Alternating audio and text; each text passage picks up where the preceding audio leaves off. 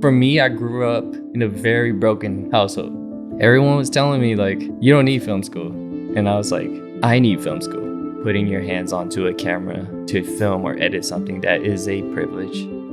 All right, what's up everyone? Welcome to the MIDCONVO podcast. Today, we have a fire guest that's going to be sharing some gems. His name is Andy To, based in New York City. He is a director, filmmaker, artist. Paul, let's get into it. Yo, we're chilling in the lab. Andy's kind of born and raised from Oakland. We're going to be talking about a lot of his roots, kind of where he's come from, and also what he's up to now. But hey, let's roll that intro music.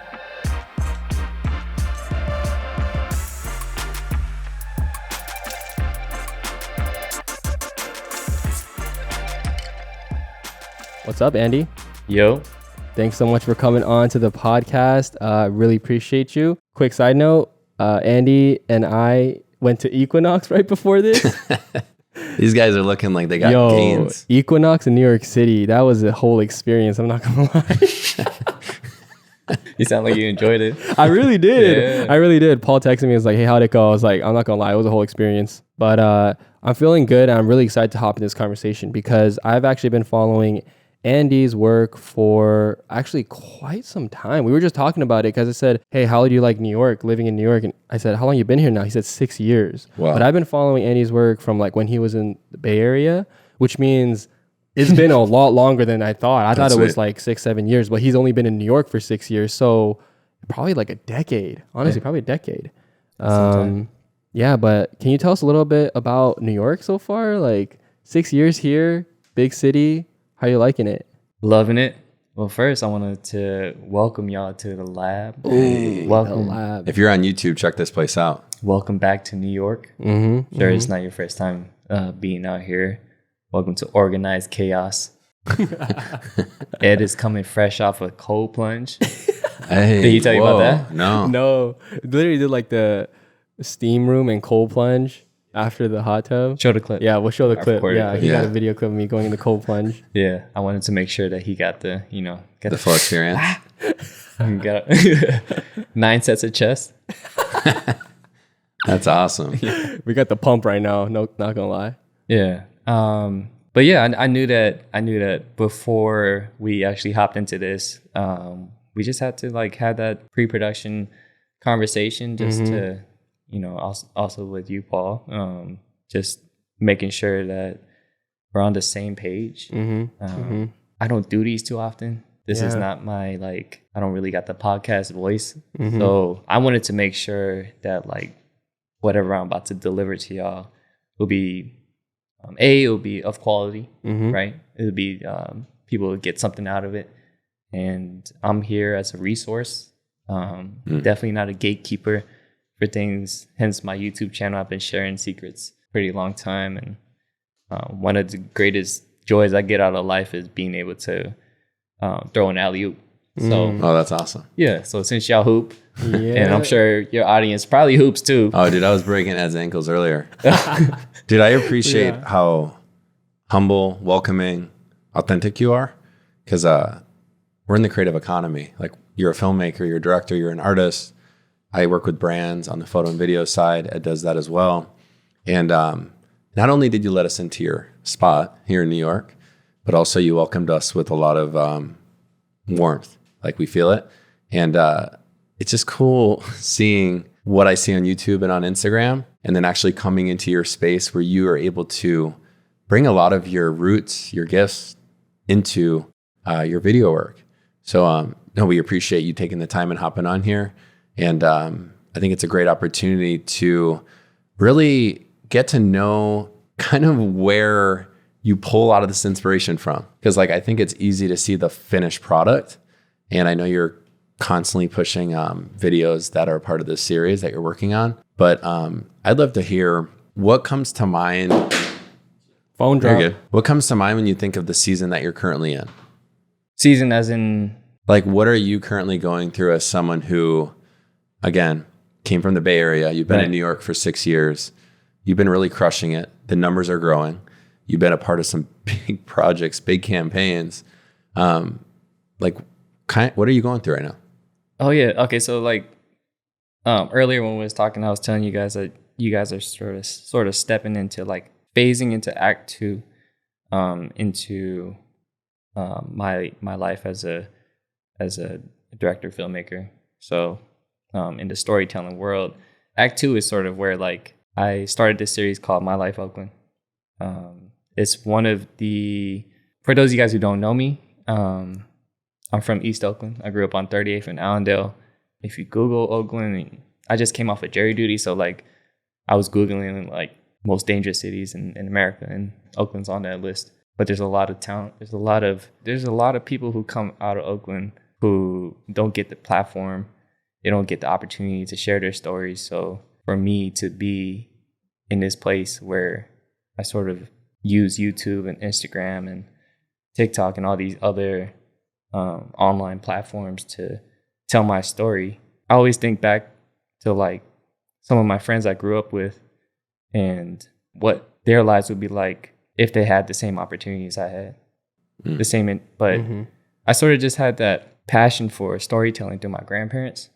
They were like the ones, I don't know, my grandpa would be the one drunk, like with a beer in hand, but he would be the one to be like, let me paint you a picture. Let me tell you a story. Story so time. like, if you think about the primal roots of storytelling, sitting around a campfire, just say, for instance, let me paint a picture for y'all. Everybody's watching, right? Got a campfire right here in the middle. He'd be the best storyteller. A, he had beer in hand. B, Crucial part of the story. Yeah. And he would tell me stories about what it was like during the Vietnam War, painting very detailed stories from the time of the day, the time they kicked the door down, what he was wearing. I was always like I would question, like, why would he tell me all these specific things? Even though, like, obviously he's drunk, but like he was very specific on like the time of the day, what kind of guns they had on him. And then he would like be very descriptive. And as he kept doing it, I sort of picked up on it. And I started being a little bit more descriptive in the things I did. And I always just thought of storytelling as, it was never a thing to like make money. It was more so just a way for me to get away from regular life.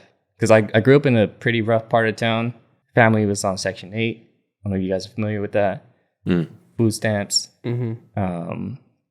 Government housing is Section 8. For those of you guys who don't know, if I could paint a picture for you guys, all my uncles in and out of jail. And I was raised by my grandparents. So that kind of just tells you a little bit about my relationship with my parents, what I haven't to tell you. So imagine a little 7-8-year-old kid growing up in a household where my reality wasn't a picture perfect kid in the suburbs. It was very chaotic. It was tough. I would watch my uncles fight all the time. I would watch my grandparents argue all the time. But when it came time for my grandpa to tell me like a simple story, I would be in trance. That's awesome.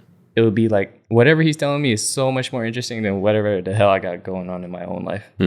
So that just gives you some backstory into that's helpful. That's awesome. Into my storytelling roots. Yeah. And I didn't mean to like take y'all there. No, that's good. But no, that was good. It was good for the listeners too to get that insight.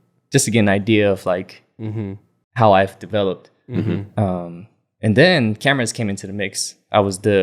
My grandparents always had access to film cameras. So I'll be the one like taking the photo. But they'll instruct me on like how to do it, what to do. And then my grandpa had this, I think it was like 8mm camera, 8mm film camera. Oh, like an OG film camera. Yeah, or it might have been like a mini DV. It did like mini DV. Super 8 looking thing. Yeah, super old school. And bro, he was shooting movies. Yeah, he was. He would literally like set up literally what we're doing.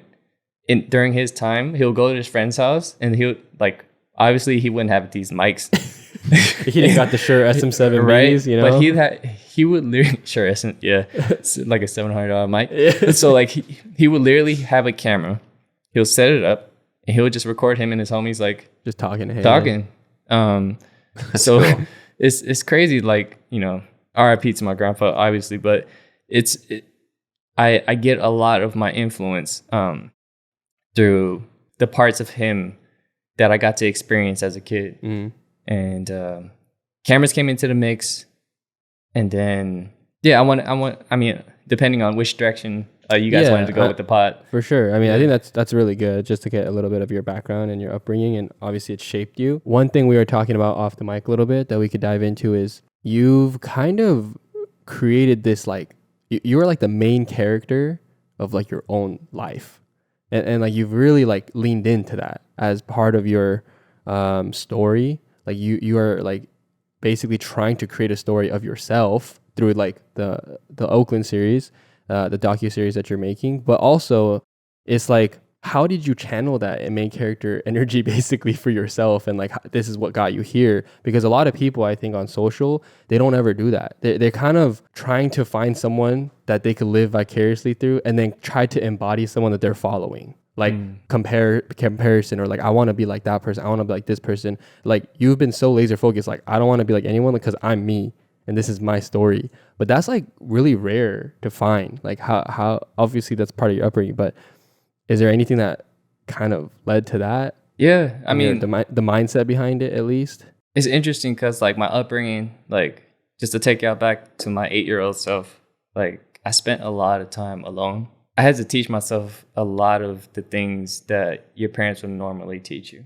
like from doing your own laundry. My grandma used to leave me ingredients to cook.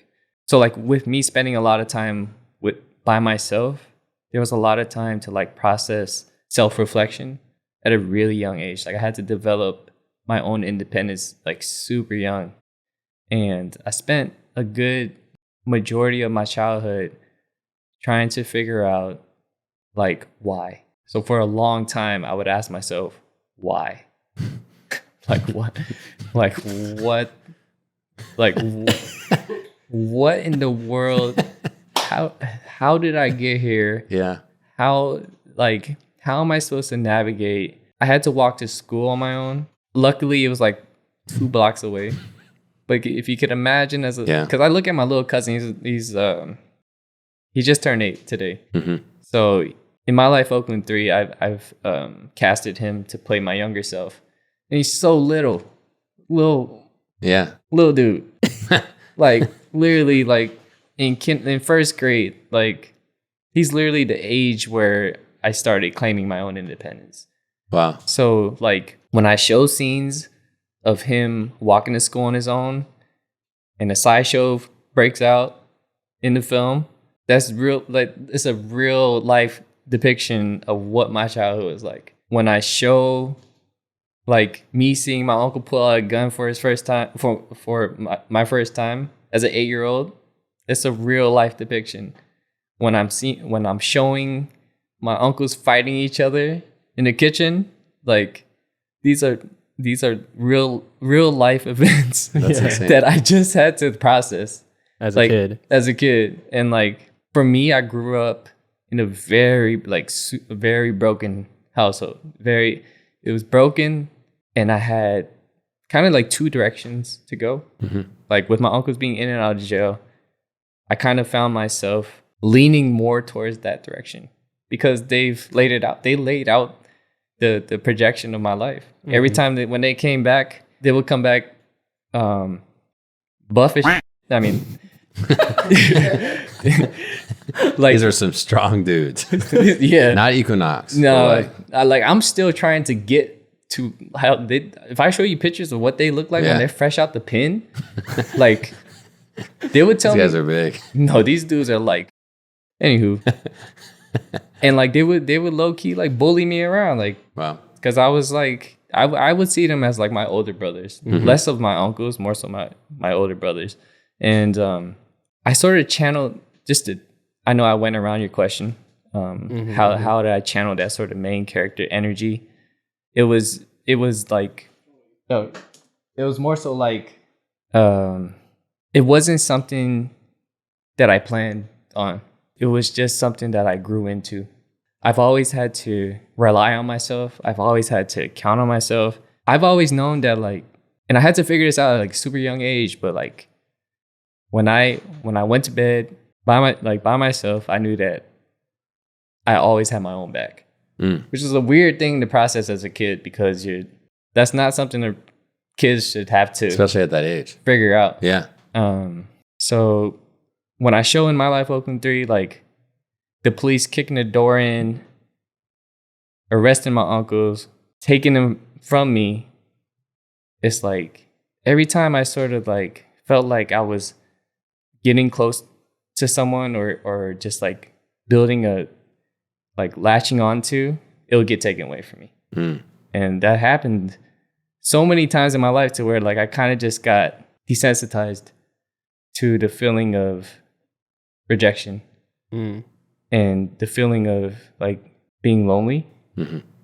And I'm sure if I go back and I actually fully process some of the traumas that I went through, I still don't know how like I got to this point, but I kind of just powered through it because I didn't have no choice. Wow. I think what's cool in that, and I see this in your work, you've really paved the way for a lot of filmmakers, directors, freelancers that are trying to figure out how to tell stories, because you're essentially showing that your story matters, right? Yeah. Like I think I've met a lot of people, even myself, where it took a while to really talk about my background, how it's influenced who I am today and the work that I do. And I think it's the richest form in your work, because you've obviously rolled out Your Life in Oakland, and part what is coming out? 3? So I'm currently in pre-production for episode 4. Episode 4 is coming out. And it's got to be interesting, like working on pre-production for things that have happened in your life in the past, right? Sitting down, putting it to paper, and then being the one that is in charge of casting the talent, the locations, trying to recreate these images that I'm sure there's been times where you're like, I want to tuck this away, but guess what? This is a part of me. And I just got to like give you props for that, man, because again, I think there was a crossroads that you were at where you get to determine what direction am I going to take. And I think it's obviously the context that you're coming from, I can't relate with. But I definitely think that there's a moment like that for a lot of people where, guess what? Are you going to go the direction that other people have gone? And you can see what the result has been. Or are you going to do something different? And I think it's cool to hear from you that you had to figure it out. You didn't have an option. Literally didn't have no, like, it's crazy to think about, like, every time I would come home and I've had like a bright idea, I'd be like, oh, I'm about to become a doctor. Yeah. And then it'd be like, shut your ass up. You ain't about to become no doctor. Like, for real. Like, wow. we could laugh about it because we're adults, right? Yeah. But can you imagine like the effect that would have like on a kid? Totally. Right? Yeah. Like, You're trying to, like it's hard to have dreams, really, you know? Yeah. So like every time you had a dream, it's shot down. Yeah. By your own, I love my family to death. Yeah. And the way that they showed me love was tough love, and super tough, obviously, because, my family immigrated to America through the Vietnam War, got a sponsor, and relocated from a war zone to another war zone in East Oakland. That's how my uncle would describe it. Mm-hmm. I feel like a lot of creators or people who are in the creative industry could sort of relate to that, like telling their parents or telling whoever is in their support system that they want to do this creative route, but then none of their family members have ever gone that creative route. So they're like, oh, that's a good idea, or nah, you can't make it as an artist. Yeah. But I've always channeled that energy and tried to not necessarily like prove other people wrong, but more so like challenge myself. Like since my dreams have been shot down since I was a kid, I'm used to it at that point. Like that's crazy to have that sort of awareness at a younger age, or just to be, and I know that like it's a common thing. Mm-hmm. It's just I guess you wouldn't say I wasn't fortunate to have experienced that at a younger age, but it's definitely become my shield. Wow. Yeah. That's powerful. I like to shift gears just a little bit. So recently, you had a pretty big. I feel like that's a huge dub. Like basically, they're doing Final Cut launch for the iPad, and you had a huge role in that launch for Apple. Literally, like they had and they still have Andy's project timeline on their website for the iPad, which is wild. And obviously we just jumped a huge timeline, obviously, to that point. But could you hit on that just a little bit? I mean, we're talking off the mic a little bit, and you're saying that you never expected that to come your way. Yeah. But I mean, starting from where you did, and then now working with Apple, I mean, that's like a massive jump. And I guess my question is, can you tell us a little bit about the experience? Does it feel surreal at times, or is it just like, it's just another day, and you just keep moving forward in your life? But can you tell us about that a little bit? It's definitely surreal. Some of the homies like still send me stories of like iPad in different parts of the world, different countries, in China, Hong Kong, and Africa. And the idea of my video being shared around the world is definitely like a pinch me type moment that I'm super grateful for. I've been working with Apple since like 2018. If you look back on Andy's YouTube channel, that's actually one of the first few videos of where I found him, but he made it's like a travel video, because travel videos were huge. I mean, a couple years back, like everyone was making travel videos. Everyone wanted to go to Bali. Everyone wanted to go to Asia, make like a travel video with a bunch of hyperlapses. Yeah. That's what the thing was back then. But he was specifically using the iPhone 10, right? iPhone X, iPhone 10, and he made one, and it kind of went viral. Like everyone watched it. Like at least in the community that I was in at the time, like everyone was talking about this dude who was making this crazy cinematic film on an iPhone, and an old iPhone at the time, right? Yeah. I think a lot of people nowadays are trying to go viral, right? And they're trying to make a viral piece of content to springboard them into like a career or like something huge. If you think back to that time when you were making the iPhone 10 video, was that like a strategic play? Like, were you trying to go viral, or were you like, nah, this is a hitter, like I know this is gonna go viral because it's an iPhone? Or because a lot of people, because that actually had such a big impact on your future content on your YouTube channel. Like you made other iPhone videos after that also went viral. Like, was there a recipe almost? Like, did you go into it being like, I'm going to lead with authenticity, or I'm going to lead with, hey, there's this recipe that I think is trending. I'm going to do this because I think it's going to go like viral. A strategy. Yeah. Well, at the time, like nobody was doing them. Well, I got hired by Beautiful Destinations, so I was working with them for a minute. And after I left, I kind of got tired of like lugging around a 40-pound backpack with a gimbal and not us with a huge Pelican rolling up today, like breaking my back. So like for those of y'all who like shoot the stuff, and you carry a cinema camera and you carry a gimbal and you carry 4 lenses and a drone and all your ND filters and batteries and memory card and laptop and all the other things that come along with that backpack, you guys know that it's taxing sometimes to even think creatively when you lug around such heavy equipment. So one day I was like, I'm going to put this bag down and I'm just going to bring my phone and a gimbal, and I'm just going to go and create a video and have some fun. I didn't think about it going viral. I didn't think about no recipe. I was just out making something to have fun and something to where I could creatively express myself. That's something I've always found that's really important, especially in this space, is to have fulfillment, creative fulfillment, to like create a piece that you're really proud of and to share it with the world. Like for me, at least, like I'm not the biggest on like strategy and analytics and all the things that come with becoming, like all the elements like a YouTuber would consist of. Like saying so focused on like the numbers. Yeah, I've never been a numbers guy.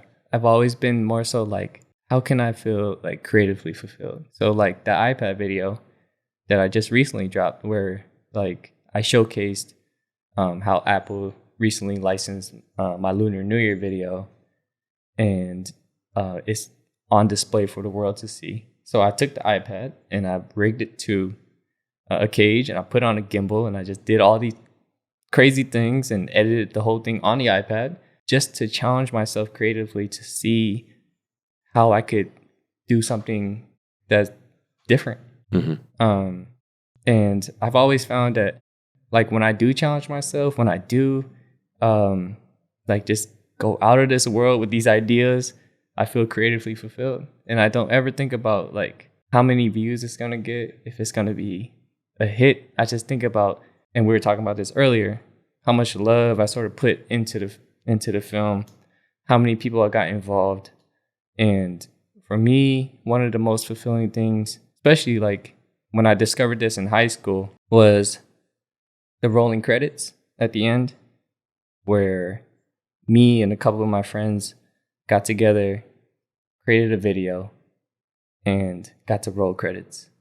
And if you think about a couple of kids from the hood who grew up with nothing, and to be able to put our name on a video, like, that meant everything to us.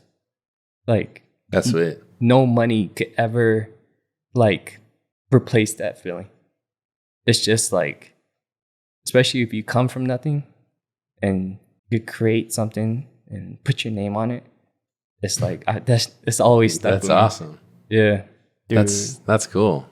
Gave me the goosebumps thinking about that, because I think what you just painted a picture of for a lot of listeners is you can't overthink it, right? Yeah. I think it's so easy to get caught in your head, for your growth to be hindered by simply being stuck and being like, man, I'm not feeling creative. I got to go pull inspo online. When really the inspo might be in your own backyard. It might be with the tools that you already have. It's just, I think that's such a good motivator. Because don't get me wrong, dude. I've definitely gone through seasons where I'm like, I need to invest into this gear in order to create this. I mean, But like, you just painted this awesome picture of what it looks like to simply maximize the tools you have and do something that you love. That's money. That's awesome. I mean, I just like listening to you breaking down the iPhone. It's funny how like sometimes when you're this authentic version of yourself, you don't care about the analytics. Because that's not the first time I've heard that, but it's so funny how it works where some of the biggest creators, some of the people who have been the most successful will say that. And then some of the most micro creators who are like trying to figure out some strategy or the algorithm, whatever, and like nothing's hitting because like they're just not putting their authentic self into their content, not putting like what they actually love, what they're actually interested into their content. And like I personally, what Andy just said, I feel like that's like a breath of fresh air for me. With like the current content climate we're in, especially with like reels and TikToks and stuff, it's almost like people don't want to create content nowadays unless they know that there's the possibility that it will go viral. It's like if you're making a reel, right, and like you would, let's say you want to start making reels, if you knew that like it's impossible for it to go viral, like that's not a thing, like virality is not a thing, would you still grab your phone and go make that video? Honestly, so many people probably wouldn't because that's attached to it now. But then I feel like grabbing your phone, going to create those memories, putting your name on that video, that is like the pure part that I feel like a lot of people forget. Yeah, you know, dude, Andy, what's so cool about you is you're so humble. Because like just today you posted saying that you're shooting a wedding coming up. Oh yeah. And then before this video, you're showing me your video timeline on Apple's website. Oh yeah. Oh yeah, dude. I'll be honest. Most people would hop on a podcast, start flexing on the big projects, and not talk about anything else. Yeah. And I just got to give you props that like you really laid out the groundwork and helped paint this picture to people on how it's the full circle, it's the full story.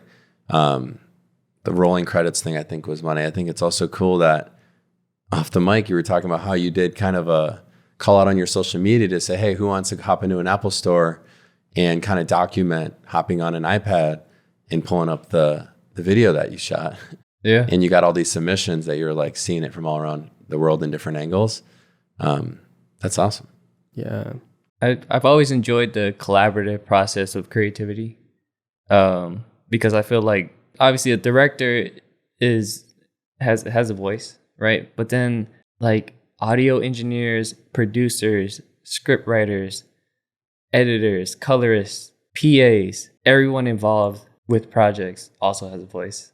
And for me as as a director, as a producer, knowing that I do wear that hat, I always try to find a way to make people feel involved, feel incorporated, because at the end of the day, like, if we're all having fun, if you're really invested into this project or you're really invested into whatever the thing is that we're working on together, then other people are going to be able to catch on to that. But then if you bring people on and they're not so hip to whatever you got going on, people could read that energy pretty easily.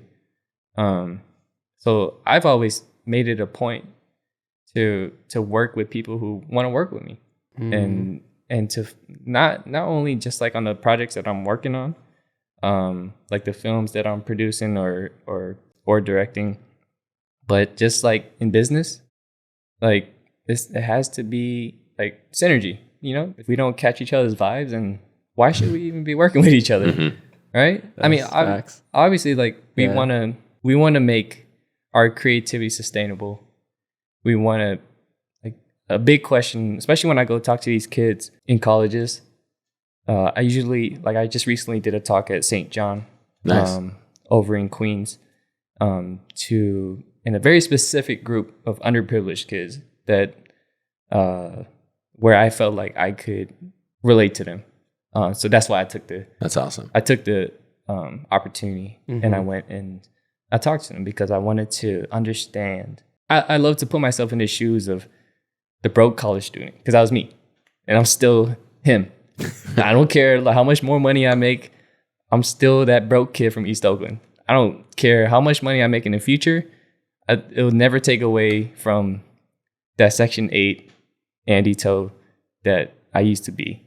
So once I talked to those kids, one of the biggest things was like, how do you make money? Like one of the first 2 or 3 questions. And it's hard for me to say, be authentic to yourself, because that doesn't pay the bills unless you find a way to put 2 and 2 together.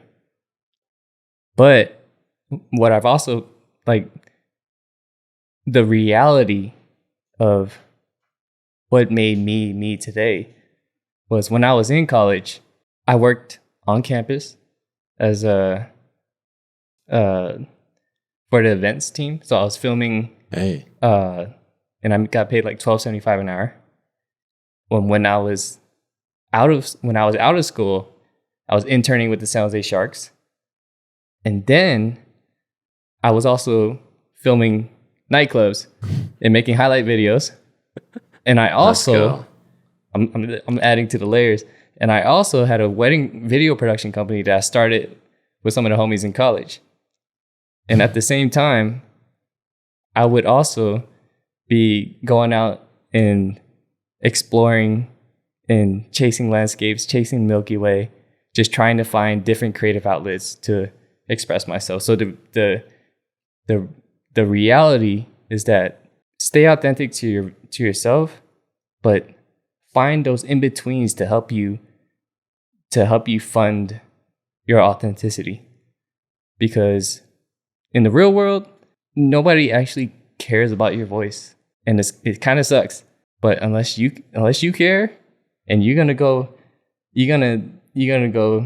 10 toes down and truly believe in yourself, then you'll work those 4 part-time jobs to fund whatever it is you want to express to the world. Yo, that's a TED Talk. I'm like, I don't know if people can feel it on the other end. I'm so immersed in this conversation right now. Like, I don't even know what questions I have anymore. Like, and it ain't the earbuds. No, it's not. I mean, we just got headphones, so it might have an effect. But like, I forgot my questions because I'm just enjoying this as a listener. I forgot we're in a podcast for a second there. That's awesome. Speaking of college, though, I mean, that was awesome advice. Going back to your college self, off the mic when we were at the gym, you were telling me about how you were going to go to NYU, right, for directing, a directing major, which is wild. But then you decided to not. And then you learned a lot in that process.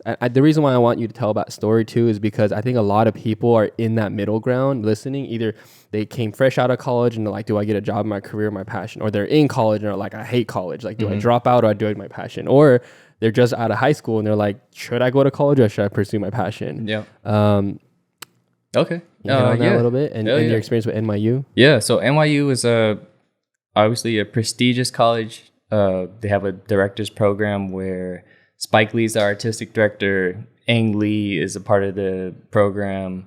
The catalog of directors that have come out, like Martin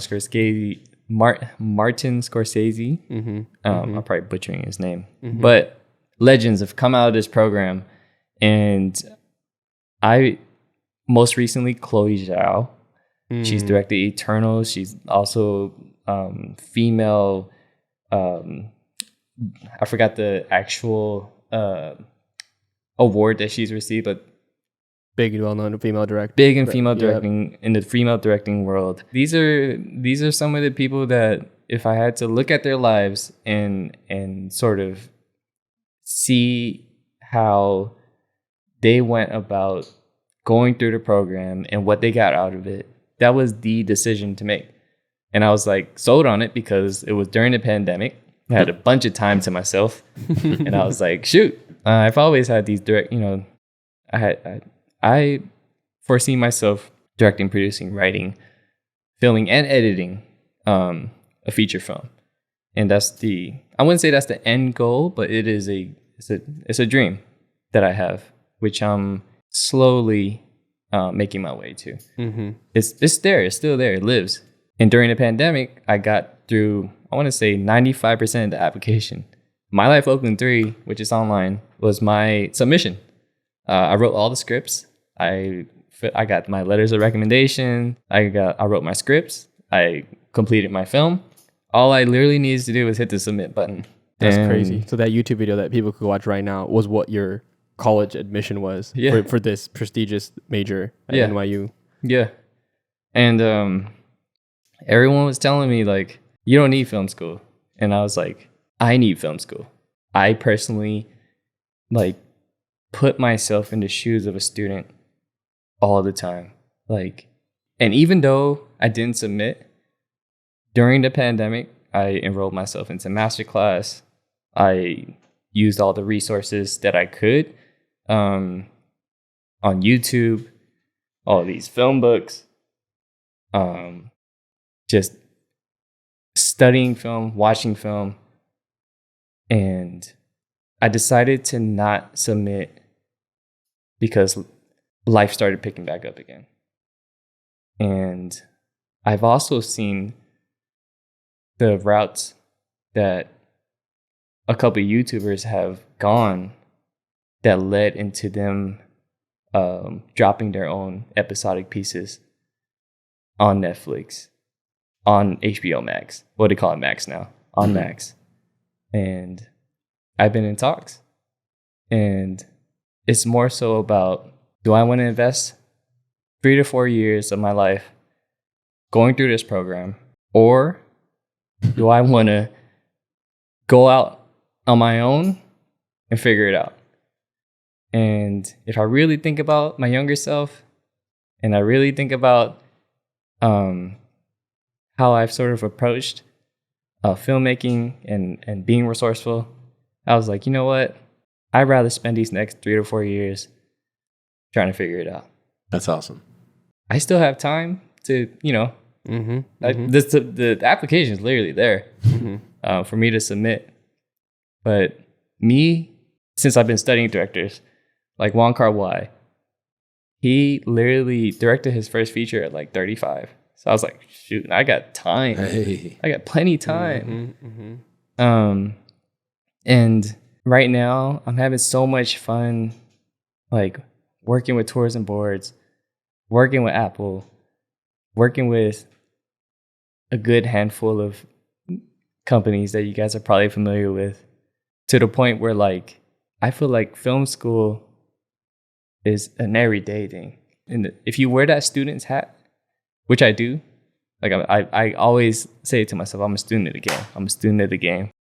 And like, I would never look at the person next to me and believe that I know more than they do, because everybody brings their own set of expertise. They've all bring, like, if I know that I've been spending the last like 12, 13 years of my life editing, you guys have spent plenty of time doing other things. Mm-hmm. And because I live in New York City and I know that there are a bunch of people out here that sort of have that set of mastery that comes with them, I'm like, oh shoot, the idea of connecting with more people is it gets me more excited than anything.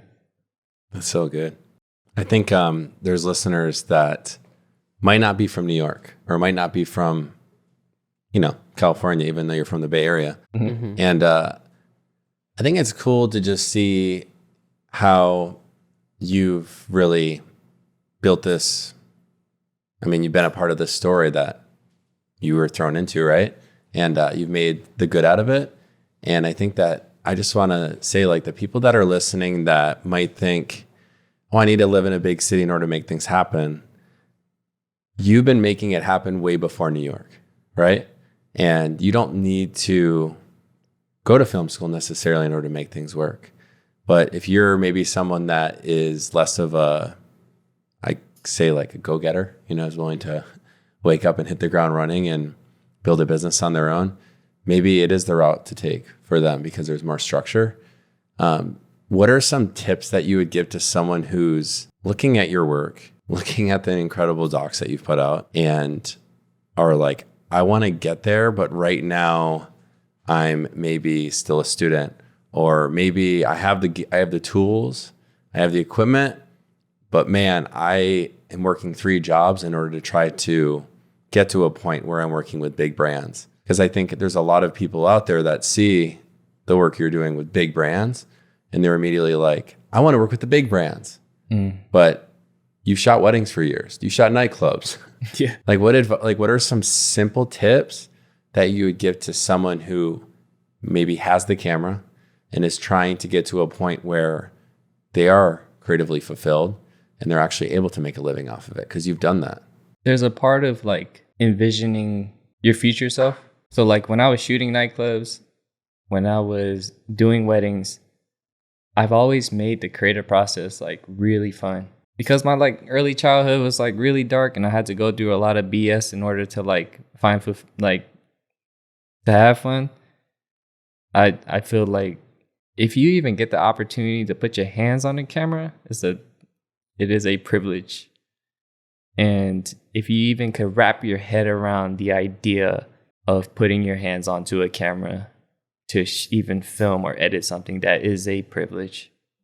So if you can wrap your head around that, if you could get to the point where like you're actually picking up a camera and shooting stuff, even with working a full-time job, and if you have a family, and if you could find that moment of solitude where like you have that hour or 2 to spare, just make those 2 hours the most fun you'll ever have. You could have the most 9-to-5 job. Mm-hmm. But if you could really look forward to shooting that 1 to 2 hour thing, filming for an hour and editing for an hour, even if it's the silliest video that you've ever created, iMovie looking stuff, it don't even matter. Yeah. Mm-hmm. You get the privilege of having those 2 hours to spare. And if you're running on E, like you literally got to go to work that next morning, but you have that, you have those 2 hours to look back on and be like, I had the most fun when I did that one thing.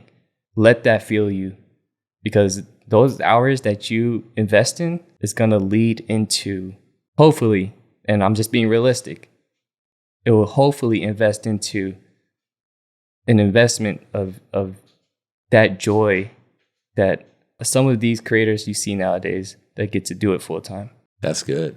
Dude, that's awesome, because I realize with what you just said, I like just had a moment where I've now realized where I was in my most creative flow states. Like when I made the most jumps was what you just said, is like when I made the creative process fun for myself. Like even when I was shooting weddings, or like I was telling Paul like yesterday, I used to shoot real estate. It's just like when I made those parts fun for me is when I felt like I was really climbing that ladder of like the next stage. But then the moment, when I think back to the moments where I wasn't doing that and I was like, I'm doing it for the bag, or I'm trying to secure a brand, or trying to make money, or like monetary, or I'm trying to go viral, and the creative process gets not fun for me because I have an ulterior motive at the end of it, I realize I'm not like that's when I actually feel the most stagnant. Like I'm not in creative flow anymore. I'm like kind of forcing things. It's not fun for me. And then obviously, unsurprisingly, it's like when I get the least amount of growth. It's like I feel like it's just not pushing forward. So that's a huge tip for any creative who are just feeling stuck too, is like you might just have lost that fun part for you in the creative process. Maybe it was because of, situational family or money or pressures, or maybe you're going to school full time, whatever it is. But like, finding that fun part for you in the creative process that's cool. That's a banger tip. It shows the maturity in your craft. Yeah, for sure. And it even back to the beautiful destinations season of your career. I'm sure that you've carried that enjoyment in the creative process into those, just like you did with the weddings and maybe sometimes the nightclubs, right? Mm-hmm. And dude, I gotta say, like, there was times when I used to shoot weddings and people would pull me aside and be like, at a coffee shop, I'd be editing. They'd be like, what are you editing? I'd be like, oh, a wedding. Dude, I had a bad attitude, but I put those reps in order to get to where I am. But man, I wish I would have enjoyed the creative process. That's good. I think that's a golden nugget doesn't matter if you're starting out freelance, if it's a side hustle, or if you're full-time and you're a 10-year, 20-year, why not take the time to enjoy the process? Yeah. It's the fun part. It's the part that I've seen firsthand. Some peers, some people I have conversation with, I'll ask them like, hey, you got any like personal projects going on? You know, obviously like we get paid to do a certain thing, and sometimes we get to a point where we're getting paid to not have so much fun. So if you're in that sort of space, it's not easy because you have to wrap your head around it. But find that personal project, find that story that you've been meaning to tell, find that photo set of things that you've been wanting to shoot, and just go and do it. And then by the end of it, you'll see that like, oh shoot, this was really fun for me. Let me find the next fun thing to do. Yeah. Because I really enjoyed that part of me being able to feel creatively fulfilled. So I always talk about creative fulfillment all the time because I could put out a video and if I felt really good about all the elements I put into it, it doesn't matter if one person watched it or a million watched it. Because I know that at the end of the day, like I put my all into this video. So if that one person really enjoyed it, cool, because I really enjoyed it too. Yeah, dude, I needed to hear that. I'd be removing stories when I get a couple eyeballs. I'm not getting that love on an Instagram story. Archive. That's good, man. I appreciate you sharing your heart with that and kind of all the things, man. I'm inspired. I'm encouraged. What's cool is we have a lot of listeners that are in all different seasons. You know, maybe there's a guy listening that's a senior art director that got let go that's trying to build his business.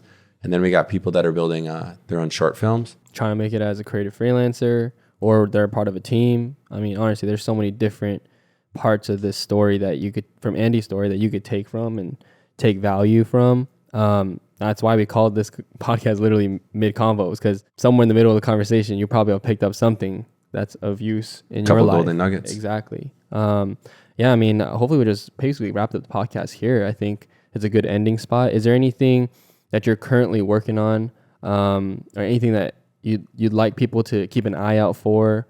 Obviously, everyone should go follow him. We'll link his stuff down below. But anything you're working on right now? Yeah, a lot. Yeah. Well, stuff that's like you could of course tell that that you won't get in trouble for talking about the mic. Yeah. Let me see. Let me pick one. Just dallying. Talking to my brain right now. Where the heck can people find you? You can find me on the internet. Yeah. You can find me in the streets of New York. Currently working on pre-production for My Life Oakland 4. So this is my fighter's arc. This is when I got into my first fight and lost to my best friend. But he eventually taught me how to fight, and I've been very heavy into boxing classes, maybe 2 or 3 times a week, just fine tuning my hands to match the my biggest thing as a director is like, if I'm gonna put something out, I want it to be real. So like I can't watch a basketball film if I know the person can't hoop. So That's good. That's true. so like if I'm going into my fighter's arc, It's next Oakland Yeah. short film. yeah, and I've been doing the pre-production. There's a couple scenes where I'm taking my younger self to go and visit my uncles in Santa Rita. So the jailhouse scene, the first fight scene, also the scenes where I sort of have that crossroads moment where I get arrested by the police a couple of times, and it's funny. Well, it's not funny, but it's interesting because I literally get funding for my films through the tech product videos that I put out. Because I've always believed that if nobody else is gonna believe in my vision, then I'm just gonna take the money that some of these brands give me, and I'm gonna reinvest it into my story. So if I'm not saying that onto the podcast like I'm looking for investments, but I'm saying it for you guys who have visions and dreams where people don't necessarily believe in it. Like you have to hold on to that, and you have to believe in it, and you have to really believe in it, because at the end of the day, nobody actually cares. But if you do, then you have that driving force, and you'll find a way to make it work. I'm still figuring it out, and I'm sure a lot of you guys are figuring it out too. And if I could leave you guys on one thing, is I didn't think I'd make it this far. There's a lot of the homies I grew up with that literally had the same life projection as I did. And I got so lucky to the point where like they're no longer here with us. And I'm here. Sometimes I think about like, how did I get here? But I think one thing that you guys should like really think about is like, why are you here? And then when you figure out that why, then I feel like it'll really help you in trying to like really like lock in and understand like what you do. That's all I got. That's awesome. That's a mic drop moment. I'm excited for episode 4. It's exciting, man. Of the series. If it's when it plays in the theaters, is it going to probably be in California, New York? Probably be in the Bay Area, but I do want to do a New York screening as well. Nice. So the last time I did a Bay Area screening, I sold out 3 shows. Come on. With about like 600 people in attendance. So I know I have a core audience in the Bay, but I haven't introduced it to New York yet. I don't know why.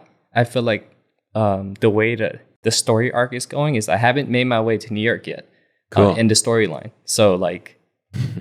That's awesome, man. Yeah. That's crazy. You're literally making a movie series about your own life, but like you're living it first, and then you like when you're like a grandpa, it's gonna be so wild to look back on your own life through the movie series that you created about yourself. If that isn't main character energy, I don't know what is, bro. That is like the pinnacle of main character energy. Hey, but honestly, thank you so much. Yeah, thanks, man. We'll end the podcast here. If anyone is interested in Andy's work, we'll link it in the show notes.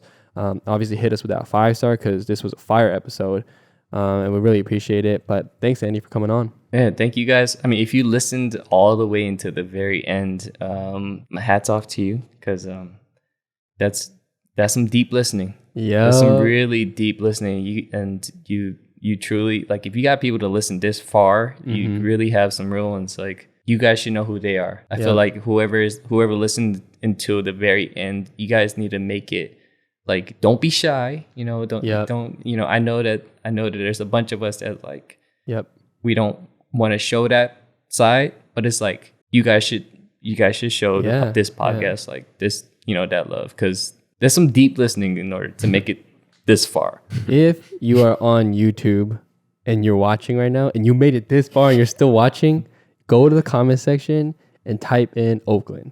Hey. Then we'll know who the commenters are that actually stayed all the way to the end here. So comment Oakland if you're still listening. Then we'll know if you're a real one. And then people who don't comment Oakland, then we'll know they dipped out at some point in the middle or something. But and they're okay too. that's okay. That's okay okay. too. But yeah, like you said, we're big on community. We'd love to know who's riding with us this deep in a podcast episode. Yeah. Thanks, man. Appreciate it. Appreciate it.